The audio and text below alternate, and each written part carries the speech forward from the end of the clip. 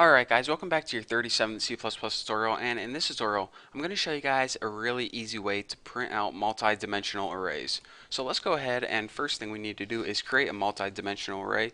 Go ahead and name it Bertha, and Bertha can be 2 rows by 3 columns, same as before. So now what we need to do is go ahead and make an array of arrays. So the first thing I do is put my 2 arrays in there, separated with the comma. So now we have 2 arrays, which would be 2 rows, and now put 3 values in each, like we'll just put 1, 2, and 3 in the first one, and 7, 8, and 9 in the second one. So now we have an array called Bertha that has 2 rows and 3 values in each row. So it's basically a table that's 2 by 3. So in order to print this out, what we need to do first is we need to loop through each row one by one. We're going to loop through the first row, and then we're going to loop through the second row. So let's go ahead and make a for loop, and well, we might as well name this row, and of course it always starts at 0 because the 0th index is the first element in your array.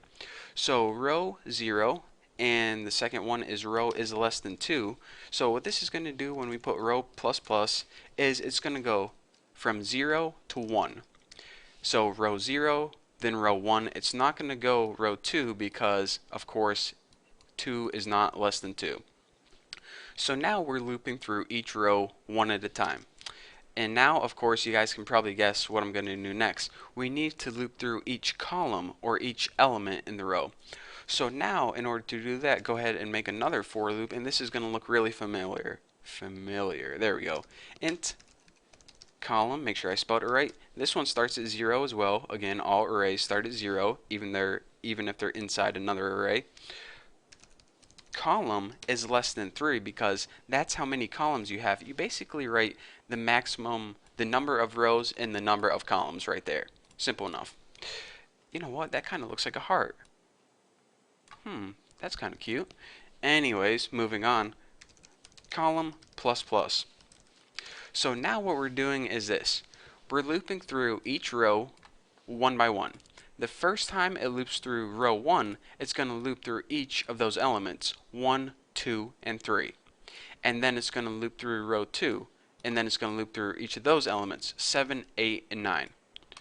So after we get through looping through each column, we want to move to the next line, cout end line, because again each row is on a different line, so that's why when we're done looping through the last element in the row, we want to move to the next line.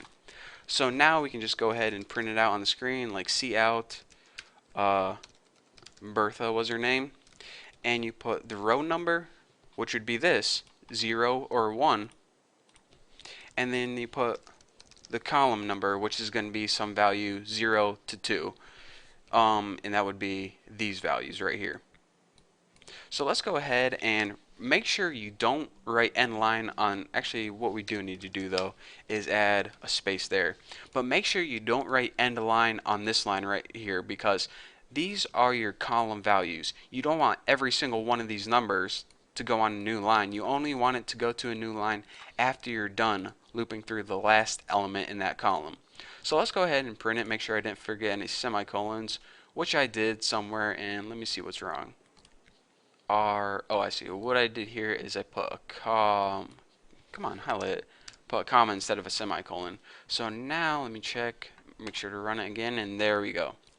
In our first row, it printed out 1, 2, 3. And in our second row, it printed out 7, 8, 9. So this is a perfect way to visually see multi-dimensional arrays. So pretty cool, huh? So again, one last time, here's what we did. I'll just leave this down here. We made an array that was 2 by 3, and what that means is it was an array consisting of 2 different arrays with 3 values each, and what that means is we basically made a table that was 2 rows by 3 columns, as we can see right here.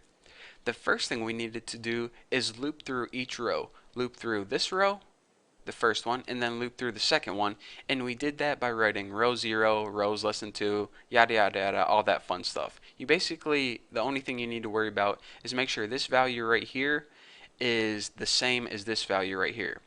So we said, alright, for each row we loop through, we want to loop through each one of the elements one at a time. So that's why we wrote start with 0, 1, 2, one at a time. And why we had this little spacer right here is because if we didn't have that, it would put 1, 2, 3 real close together. So what it did is it basically printed out a row, one element at a time, and then when it was done, it said C out end line, and that's why it jumped to this next line and printed out 7, 8, 9. And it did that until it was done printing out all the rows, and then it just ended. So that is how you print out a basic multi-dimensional array.